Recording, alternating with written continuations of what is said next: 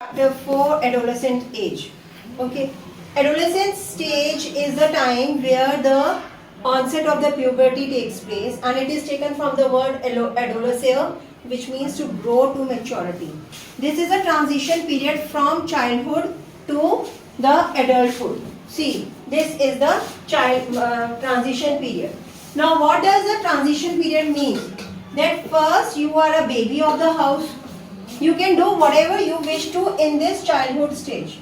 But now you have to take the responsibility sooner or the later, and you have to reach the adulthood. And this whole time, 6 to 7 years, you are taking those things, you are engaging in those things which will lead you to the adulthood. That is why it is known as the transition period. Now, what are the main things that happens in the physical development? Physical development, the first thing is the secondary sexual traits. Till now, till the childhood, there is no sexual traits in the child. Okay. Now, all the secondary sexual traits develop, like the change of the voice, facial hairs in the boys as well as the girls, the body contouring of the girls, and menarche and every other thing that happens. Okay. तो जो भी हमारी sexual development है वो इस stage में हमारे होगी, और ये हमारे इन्फ्लुएंस करती है हमारी खुद की आइडेंटिटी को. Some children are comfortable with it, some children are not comfortable with it. Okay, but it influences ourselves and our identity. Next is that it is not only this. See, this development is the biological development. It is a biological development which is influenced more by the heredity factors or the genetic factors. Okay, genetic factors. Now, when we are talking about the environment, here environment also influences the whole process of development. Now, the nutrition level also influences the onset of the puberty, and the social stimulation. Now, what is the social stimulation? How much enjoyable environment you have, how much serenity you have in the environment, how much things you are watching around you. आपने गंदा खाया, आपके body का development उस गंदगी की वजह से होगा. आप कुछ अलग अलग स्टिमुलेटेड मटेरियल देख रहे हो या पढ़ रहे हो, तो वो आपकी डेवलपमेंट उस तरीके से इन्फ्लुएंस होगी. So the whole social environment gives you the stimulation and it effects with the heredity part of the development. So the environmental factors are also important in the physical development. because there is a development of the secondary sexual trait. आपका attraction towards the opposite sex हो सकता है. आपकी खुद की sexual identity बनती है. I am me, I am a girl, I am this, I am that, वो सब कुछ बनता है. You start accepting after this, after you have gone through whole process of your identity formation. आपकी sexual identity के बाद में तो आप अपने फिजिकल सेल्फ को एक्सेप्ट करते हो. This is about the physical self. ठीक है, आप अपने आप के बॉडी के साथ कंफर्टेबल हो जाते हो. ठीक है. Next is the cognitive development. What are the cognitive developmental changes that takes place? See here, first is you are coming into the stage that is known as formal operational stage. This is the stage given by Piaget. We have done concrete operational, we have done pre-operational, right? Sensory motor. This is formal operational stage. This is the last stage, and it starts from 10 years. Okay. Now, after 10 years or 12 years, 10 to 12 years, depending on the child, okay, the child starts logical reasoning. They start thinking about the logics behind it. आपने कह दिया तो सिर्फ वो इसलिए नहीं मानेगा, उसको एक लॉजिक चाहिए, उसको हर एक चीज में एक रीजनिंग चाहिए. Right now this stage is known as hypothetical deductive reasoning, because the people start systematically solving issues. They will come to the base of the problem and they will systematically solve it. वो hypothesis बनाएंगे, वो सोचेंगे इसके अंदर क्यों हो रहा है, क्या हो रहा है, किस लिए हो रहा है. उनके पास सारे क्वेश्चंस होंगे और उनको वो धीरे धीरे सॉल्व करेगा, तभी वो चीज़ों को मानेगा, नहीं तो नहीं मानेगा. ओके, उसको मानने के लिए रीजनिंग चाहिए. Okay, and that also means कि वो लॉजिक लगाएगा, वो उसके अंदर किंतु परंतु करेगा, और उसके बाद वो अपने हिसाब से सॉल्यूशंस निकालेगा, हाइपोथेसिस निकालेगा, जो वो पहले नहीं कर सकता था. वो जो इनपुट होता था वो आउटपुट होता था। अब उसके इनपुट के अंदर उसकी सोच बढ़ जाएगी और वो आउटपुट निकलेगा। समझ में आ गया? Next is think about the idol images. हर इंसान जो बच्चा होता है, जो बड़ा हो रहा होता है, उसके हिसाब से मेरे ऐसे मम्मी पापा ऐसे होने चाहिए, मैं ऐसे हूँ, अपने बारे में एक आइडल इमेज है, मैं तो इतना अच्छा हूँ, मैं तो झूठ बोलता नहीं, मैं तो ये करता नहीं, आई एम गुड, राइट। तो इसके अंदर क्या होता है, जो सोशल रूल्स होते हैं और जो मॉरल थिंकिंग होती है, जो अभी तक हमने बचपन में आपको सिखाया होता है, वहां पे आपकी फ्लेक्सिबिलिटी शुरू होती है। You will start taking the flexible route towards all these things. You will start thinking what is right from your point of view. What are the moral values from your point of view? Mummy बोले हमेशा सच बोलना, लेकिन आपने झूठ नहीं बोला तो आपके लिए शायद वो ठीक होगा। अब आपके ये एडोलेसेंस में आप भी सोचोगे मैंने तो झूठ नहीं बोला ना, मैंने तो कुछ नहीं बोला, तो मैंने झूठ नहीं बोला। तो ये जो चीजें हैं आप फ्लेक्सिबिलिटी उसके अंदर लेकर आओगे अपने सोशल रूल्स या मॉरल थिंकिंग के अंदर अपने हिसाब से। हर एक जो हमने फ्लेक्सिबिलिटी लेकर आए अपनी सोच में, हमारी आ गई, हम लाए नहीं, ये अपने आप आई है, ठीक है। इसलिए हमारा पर्सनल मॉरल कोड बन जाएगा, क्योंकि वो मेरा पर्सनल है। जो मॉरल वैल्यूज मेरे हिसाब से ठीक है वो मेरा पर्सनल मॉरल कोड हो गया।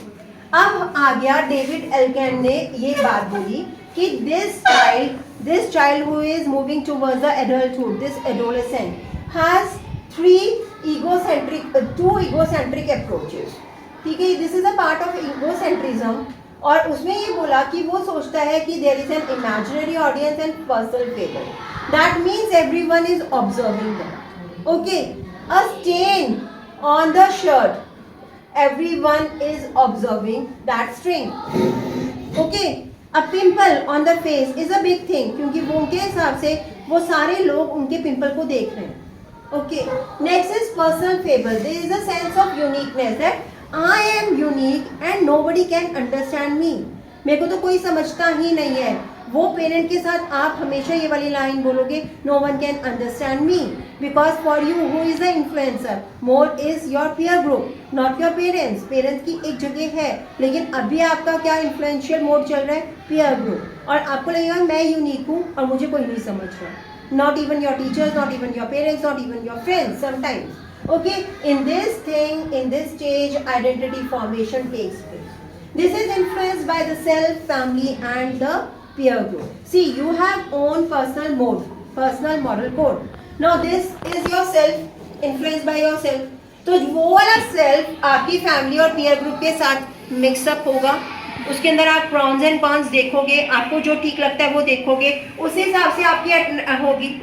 आप अपने पेरेंट्स के साथ अटैचमेंट भी रखते हो ना, और लेकिन आप उनसे अलग होके, डिटैच होके अपनी फैमिली के साथ अपनी आइडेंटिटी खोजने में चाहते हो या नहीं चाहते। आप कई बार सोचते हो कि मेरे ऊपर फैमिली का इतना प्रेशर ना हो, वो मुझे इतना डिक्टेट ना करे, यू वांट दैट डिटैचमेंट, लेकिन कहीं ना कहीं फिर फैमिली आपको चाहिए भी। तो this is what is known as attachment and detachment. There is a whole process. आप इंडिपेंडेंट भी होना चाहते हो, लेकिन खाने के लिए किसके ऊपर डिपेंडेंट हो जाते हो, मम्मी के ऊपर। इमोशनल सपोर्ट के ऊपर किसके लिए डिपेंडेंट हो जाते हो, पेरेंट्स के ऊपर। मनी के लिए किसके ऊपर डिपेंडेंट होते हो, पेरेंट्स के ऊपर। For everything you are dependent, but for certain things you want to be taking the independent decisions.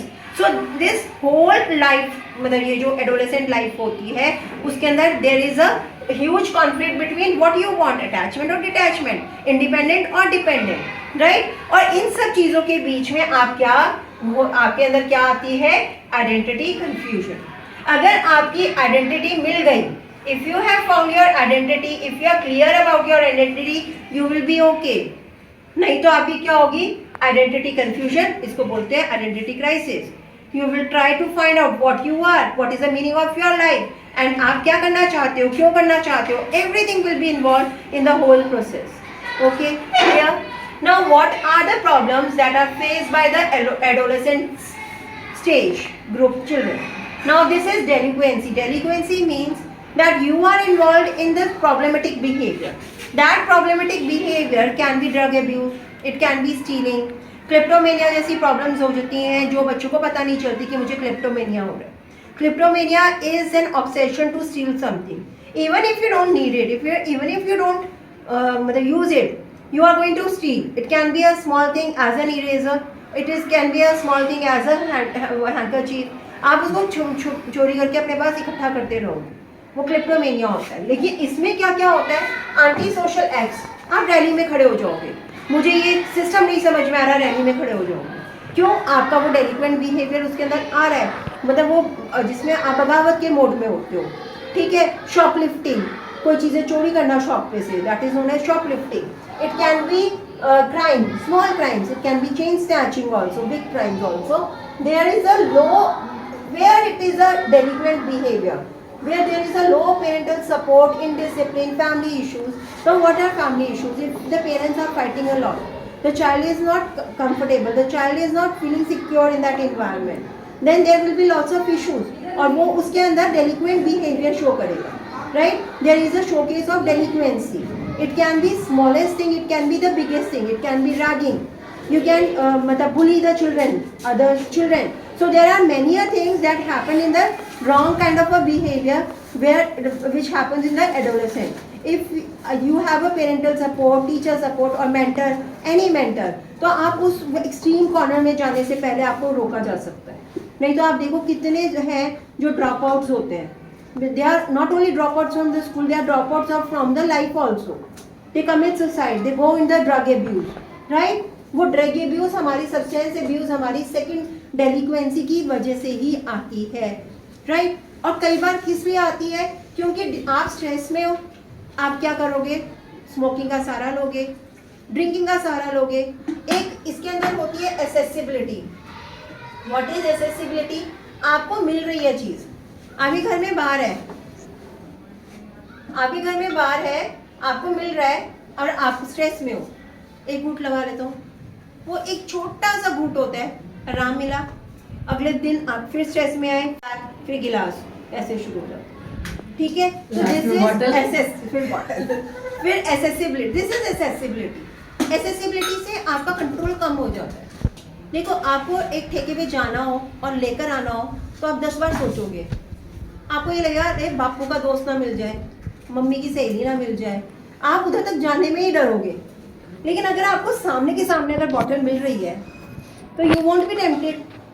मतलब 100 में से एक बार तो टेम्प्ट होंगे। जिस वो 100 में से एक वो जो बार जो आप टेम्प्ट हो गए, उस दिन खेल खत्म, उस दिन काम खत्म, उस दिन आपका delinquence drug, you will start using the substance abuse, you may start. Okay, तो ये एसेसिबिलिटी होता है, स्ट्रेस होता है, पीयर प्रेशर होता है। अच्छा, तूने कभी स्मोकिंग नहीं करी? अरे करना चाहिए, तो मजा नहीं पता कितना मजा आता है। This kind of a provoking behaviour from the peer group can lead you to start things which you may not be control. हर एक के अंदर सेल्फ कंट्रोल नहीं होता। We come to the things which we do not have control on. Next is accepted by the group. We want others to accept us. हमें वो acceptance के लिए उनके साथ उनके जैसा करना पड़ता है। वो करना वो गलत है, हमें पता है वो गलत है, लेकिन फिर भी हम करते हैं क्योंकि हम चाहते हैं वो हमें एक्सेप्ट करें। और वो चाहे उसके अंदर ड्रग अब्यूज हो, कोई भी सब्सटेंस अब्यूज हो, चाहे वो अल्कोहल हो, चाहे वो सिगरेट हो, हम करते हैं। फिर उसके बाद है to be look like a cool person. अरे शाहरुख खान ड्रिंक कर रहा है, सलमान खान कर रहा है, आयुष्मान के हाथ में मैंने स्मोकिंग देखी थी, वो उस वाली मूवी में लड़के स्मोकिंग कर रहे थे, तो मुझे भी करना है। अरे लड़कियां डीयू के अंदर ऐसे करती हैं तो हमें भी ट्राई करना चाहिए। तो you want to look like a cool person to others, so you try it. Okay, और जब आप कंट्रोल नहीं कर पाते, आप उसके अंदर गिरफ्त हो जाते हो। Okay, you are the prisoner of those needs. तो क्या बन जाता है? Substance abuse. Okay, now substance abuse से क्या होता है? Poor concentration, poor decision making. NH आपका वीक है, ठीक है, आपकी सेल्फ एस्टीम कम होगी, तब आप सब्सटेंस अब्यूज में चलोगे। इससे आपकी पूरी फैमिली लाइफ खत्म हो जाती है, आपकी कॉग्निटिव स्किल्स खत्म होती है क्योंकि डिसीजन मेकिंग खत्म हो गई। लेकिन रीजन बीइंग दैट आपकी अचीवमेंट स्किल्स ज़्यादा नहीं है, आप में नीड ऑफ अचीवमेंट है ही नहीं। आपको ये लगता है कि ये ठीक है, ये कूल है, आपको ज़िंदगी में कुछ करने का इच्छा ही नहीं कर रही, तो आप ये सब चीज़ें कर लोगे। उसके बाद है what is government doing? The UNO, United Nations international drug control programme, here the group of 12 to 25 इसके अंदर ले लिया जाता है। उनको they teach how to say no to the drugs. Okay, this is a program by UNO, and here we teach them through मतलब like debates के through सिखाते हैं, कई बार हम लोग उनको प्ले से सिखाते हैं, प्ले वे मेथड से, कई बार नुक्कड़ नाटक वे से, सिचुएशनल फैक्टर से सिखाया जाता है, उनको एटलीस्ट नो करना सिखाया जाता है, उनको वनरेबिलिटी सिखाई जाती है कि आप कैसे वनरेबल बन रहे हो. ठीक है, this is a very huge programme that is going on, but now also the reach towards the common people is very less. Next is eating disorder. जो हमारा देखो, we are obsessed with self, हमारी self identity बन रही है, हमारा physical self development हो रहा है, राइट. अब इस फिजिकल सेल्फ की वजह से मेरे ईटिंग डिसऑर्डर्स हो सकते हैं. क्यों? अगर मैं अपने आप को समझती हूँ कि मैं मोटी हूँ और असल में मैं मोटी हूँ, तो मैं क्या करूँगी, मैं एक टारगेट बनाऊँगी अपने लिए कि भाई मतलब मेरे को ये इतना पतला होना है, मुझे 5 kg डाउन होना है, मैं एक्सरसाइज करूँगी, डाइटिंग करूँगी, I will reach my -5 target. Okay, and when I reach my 70 kg, तो मुझे लगेगा नहीं अभी I need to go to 65 kg. फिर मैं एक और टारगेट बनाऊंगी, मैं उसको रीच करूंगी, धीरे धीरे धीरे धीरे वो 0 फिगर पाने के लिए मेरे को क्या हो जाएगा, anorexia nervosa. It is a strict diet control and the people die because of starvation. सिर्फ और सिर्फ भूखमरी के कारण लोग मर जाते हैं. क्यों? क्योंकि वो अपने ऊपर इतना कंट्रोल करते हैं कि वो खाना छोड़ देते हैं और वो एक्सरसाइजेस इतनी ज़्यादा करते हैं 0 फिगर पाने के लिए. ये मॉडल्स और एक्ट्रेसेस के साथ ज़्यादा होता है. क्यों? क्योंकि कैमरा शोज यू मतलब thicker than what you are. ठीक है, आप मोटे लगते हो ज़्यादा, तो they are the public figures in front of the camera, they want to look very sleek, very fashionable, and they want to they go through this stage, anorexia nervosa. अगर अपने आप को कंट्रोल नहीं कर पाते. और मज़े की बात ये है, और ये शर्मिंदगी की बात है या दुख की बात समझ लो, कि लोगों को पता भी नहीं चलता कि आपको ये वाला ईटिंग डिसऑर्डर है. क्योंकि आपका क्या हैबिट होती है, आप खाना इधर उधर करते रहते हो, प्लेट में क्या गिरा देते हो और लोगों के सामने खाते नहीं हो, या उन सूप पी लिया और उसके बाद छोड़ दिया सब कुछ. ठीक है, I am on diet, I am on diet, लोगों को लगेगा नॉर्मल है. वो नॉर्मल नहीं होता, वो एबनॉर्मल हो जाता है और लोग मर भी जाते हैं. हम कंट्रोल भी नहीं कर पाते. Next is bulimia. You eat and you vomit. You eat and you vomit. इससे आपका वेट रिड्यूस नहीं हो रहा, लेकिन आपकी लाइफ साइकिल बिल्कुल खराब हो रही है. आप कुछ नहीं कर पा रहे, आप सिर्फ इसी कहानी में लगे रहते हो, खाना और वॉमिट करना, खाना वॉमिट करना. क्योंकि आपको गिल्ट होता है, आपने खाना खा लिया, फिर आप उसको जबरदस्ती वॉमिट करते हैं, आपका मुंह छलनी हो जाता है, आपके हाथ छलनी हो जाते हैं, आप कुछ नहीं कर पाते. Binge eating is the comfort food eating. Comfort eating, आपको दुख होता है तो आप चॉकलेट खाते हो, आप खुश होते हो तो चॉकलेट खाते हो, आप खुश होते हो तो पेस्ट्री खाते हो, मतलब हर छोटी बात पे आप खाते हो और आप मोटे हो जाते हो. ठीक है, these are all the things which happens in adolescent. I hope you have happy time overcoming your adolescent growth.